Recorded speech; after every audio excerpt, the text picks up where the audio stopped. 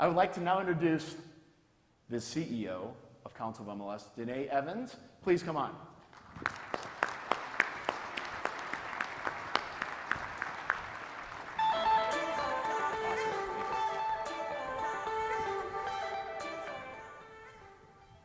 Hello. Welcome to CMLS 2019. I'm so very grateful that you've all chosen to spend a few days with us to learn, grow, and hopefully be a little bit inspired. And as Chris just said, the answers and the ideas might come from the stage, but they only mean something if you take them back to your markets and you make things happen. The MLS community has been making a lot of things happen over the past year. And after you hear the fantastic speakers and panels and everything we've lined up, I'm positive you'll all be achieving much more. We have a lot to celebrate, and I think we all deserve a celebration, a little recognition of what we've done so far, don't we? So, everyone, please turn to someone at your table. Look at them. I won't make you stare deeply in their eyes. Give them a high five. To the other side. Love it. Woohoo! Feel free to do that at any time over the next 2 days. Let's celebrate all those great things you guys are doing.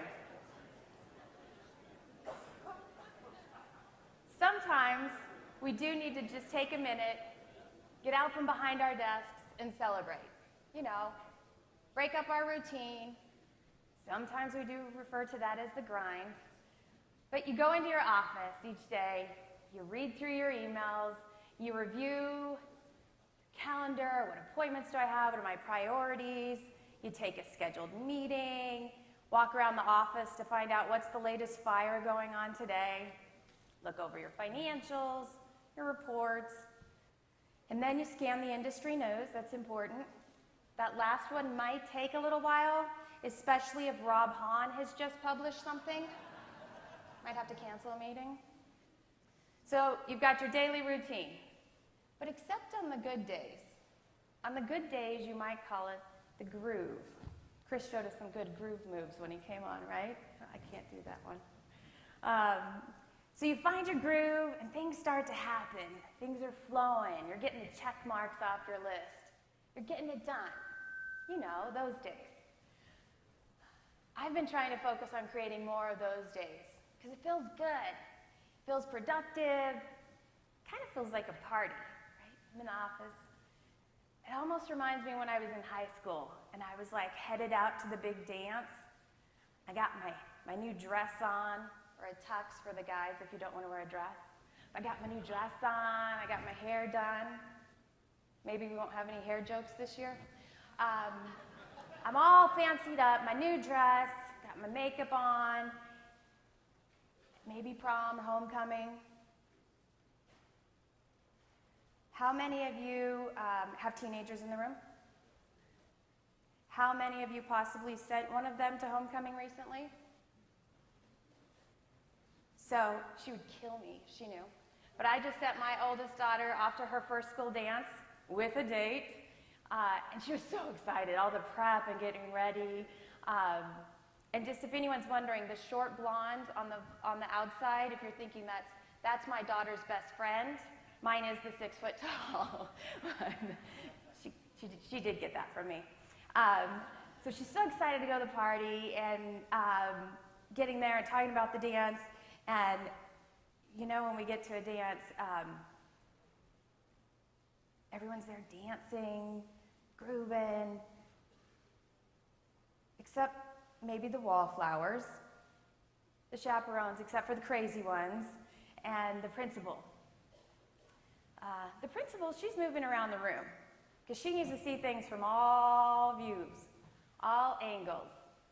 She needs a different point of view, a different vantage point so she can see what's really happening in the room. I did tell her to check specifically on my kid. But she needs to have a good view and a full perspective of what's happening in that room. And we all know there's a pretty good reason for that. You know something that always reminds me about how important perspective is to getting a full view and step back and looking at it? A plane flight. I'm a window seat girl. I fly Southwest a lot, I'm usually in 5A or 5A or 6A. It always makes me smile once we get up to cruising altitude and I can just look out and I see the landscape and think, wow, it's all the same things I see every day, but it looks so different from here. You can see this is a regular place I get to see. It's the Hoover Dam in Vegas. So I get to see that in Lake Mead. And it always just makes me smile and recenters me. So stepping out from behind your desk, out of the daily routine, sometimes the grind, to see what's going on, it's a good idea for each of us. Take a few steps to the left. Is that the right or the left for you guys? Left or right? And just look at things from a different perspective. Get a different vantage point. Try to see the bigger picture.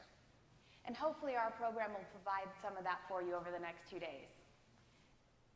Your entire perspective can change depending on what's your vantage point, what's your perspective. So when was the last time you slowed down your groove, maybe celebrated a little, and really looked around? Got a new perspective on things. When was the last time you sat at a different table than the one you're at today? Same people? Familiar places?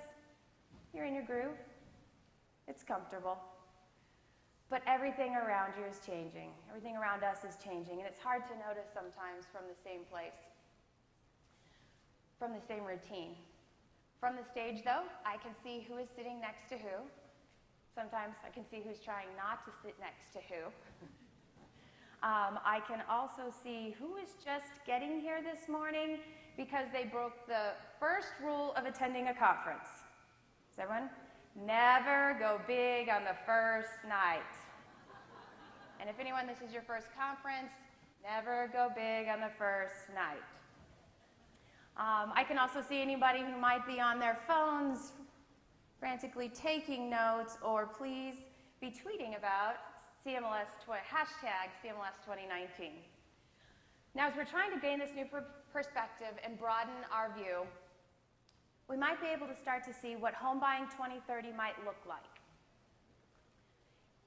If you'll think back with me, all of you, about 10, 11 years ago, home buying 2030, it'll definitely be different. But 10 years ago, I had just had my second daughter. See her in the middle, she always had this crazy hair. I was texting from that phone while taking pictures with that camera, an actual camera. Blockbuster had just filed for bankruptcy, and then Jersey Shores premiered. I never watched that show, but it was definitely popular. But Blockbuster filing for bankruptcy. You get the point. All those little changes equal to these big events. 10 years ago, we were all talking about the short-sightedness of Blockbuster and praising Netflix for its foresight. And today, Netflix has a revenue of $4.9 billion.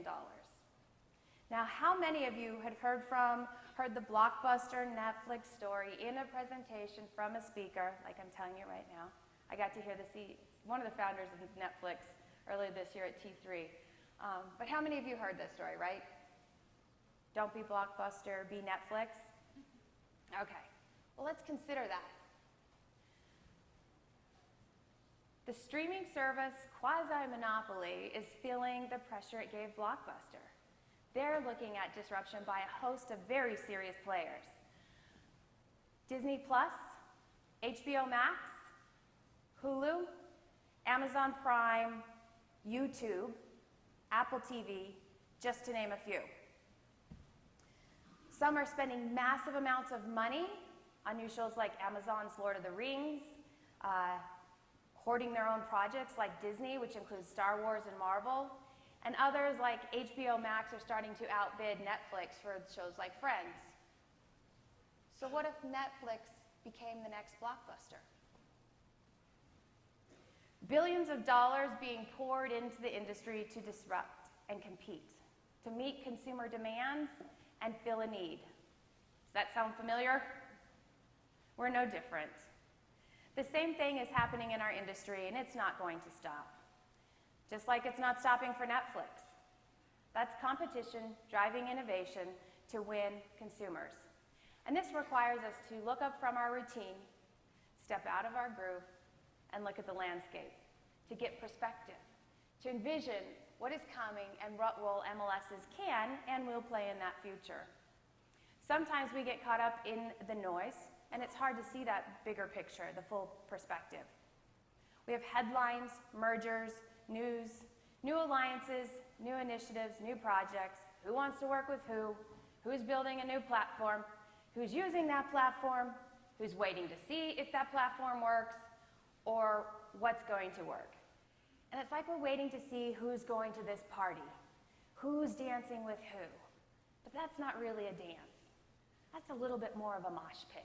It's noisy, it's combative. I'm not talking about competition, because competition is a beautiful thing. It challenges us to be better. What doesn't make us better is being combative, and especially when the MLS community is combative with each other, when people tear down new ideas before they've been given a chance, when organizations are walking away from the table to go at it alone, or when we resist positive change and higher standards, then that invites outsiders, those who seek to disrupt our industry, fragment our community, and not compete with you, but they want to compete with the marketplace. The heart of MLS is cooperation, and I'm asking you to make sure we apply it to our own community. Let's celebrate each other and the innovation that is being created by our community. I'm so proud of that. There's so much coming out of the MLS community. Now, I wholeheartedly believe that any platform designed to isolate listings from a thriving market or insulate businesses from a competitive marketplace is not in the best interest of our industry.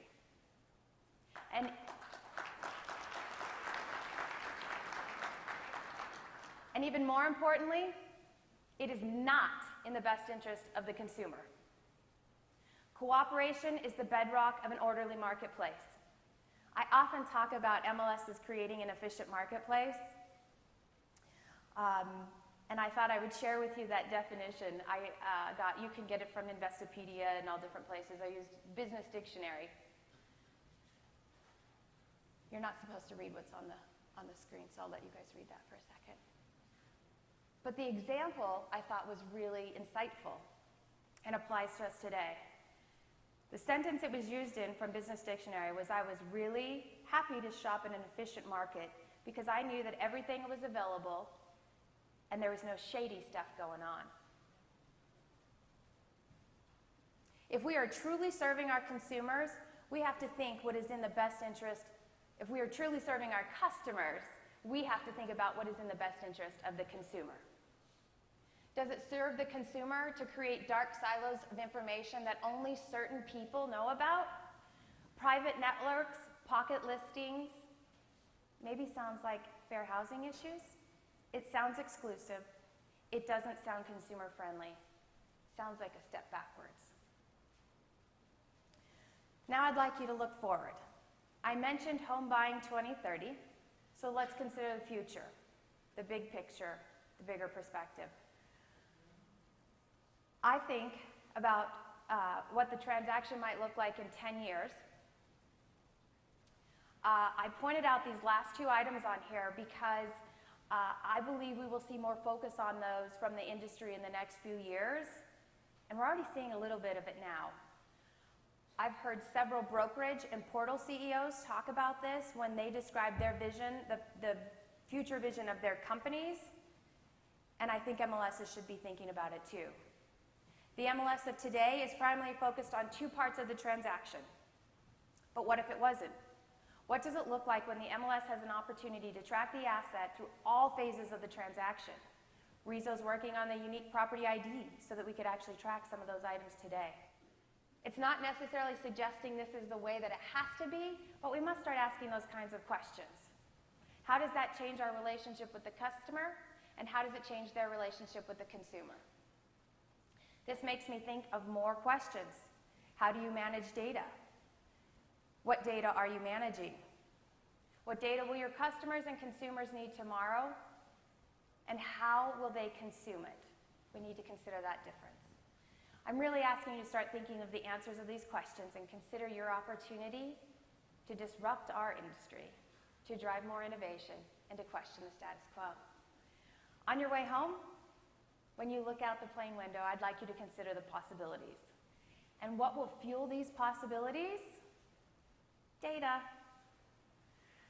Data points are important, but search functions are moving beyond the data, beyond just the numbers and drop-downs. More emphasis is being placed on the look and the feel and the intuitive nature of automation that comes from advancements in artificial intelligence. AI is becoming science fact instead of science fiction, and the winning competitors will be those who best understand what humans do better, what machines can do better, and how we maximize those efficiencies to provide the very best customer experience. Any or all of these things, venture capitalists, housing bubbles, legislative initiatives and lawsuits, technological advances, and automation, they're all putting pressure on the MLS, just like Blockbuster had pressure 10 years ago and Netflix is getting today. But this pressure, this disruption, this competition cannot cause paralysis. Competition should not make you afraid. It should challenge you, it should excite you, and ultimately inspire you. This kid's got more inspiration. He's like in flip-flops, ready to take over the world. But I hope it will inspire you to create a healthy, efficient marketplace. The end result is a broker-powered multiple listing service coupled with our business partners. We have made the transaction more efficient, more accurate, more compliant, and with clear guidelines on cooperation and compensation that have made the North American real estate marketplace the envy of the world. There is no better model for a fair, transparent, and efficient marketplace that supports competition through cooperation.